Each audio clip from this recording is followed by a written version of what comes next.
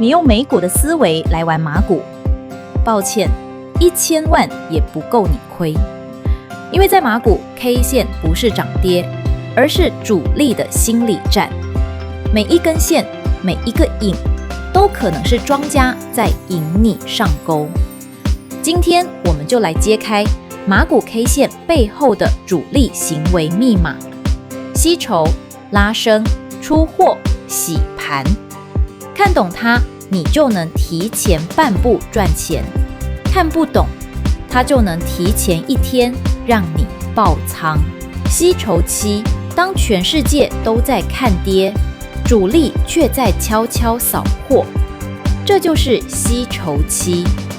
主力最怕被人发现，所以他不急，价格在底部横着走，小阳小阴交替，成交量开始有呼吸感，一点点变大，看起来没人要，但其实那是主力在偷偷收货。很多散户这个时候最容易放弃，没动静，太闷，走人。结果主力就靠这段寂静期，慢慢把筹码吸到手里。实战提示：当你看到低位横盘加成交量开始爬升，千万别急着卖，那可能就是行情的起点。拉升期，你以为行情开始了，其实主力才刚热身。主力吸够筹码后，就会开始推高股价。你会看到长阳线放量突破，情绪高涨，新闻群组 Telegram 全在说这股要飞了。但你知道吗？真正的主力不会一口气拉完，他一边拉一边洗，一边看散户反应。如果你一追高，他就回调2天让你慌，你一割肉，他又立刻拉回去。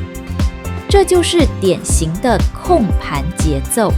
实战提示：拉升期别追在最高点，要盯成交量，只要量能还在放，趋势就没结束。出货期，当新闻开始吹捧，你已经是接盘侠。高位长阳，连续拉升，媒体热炒，散户兴奋，这不是起涨点，而是主力的派发现场。你会发现股价还在创高，但波动越来越剧烈， K 线上影线开始变长，成交量放得吓人，却不再推高价格。这时候主力已经在分批卖出，而散户在高喊这只是回调，不怕。实战提示：如果你看到3连阳加缩量，或者突破后价不再创新高，跑，那是主力在撤。洗盘期，主力不是要杀你，他只是想确认你能不能被留下。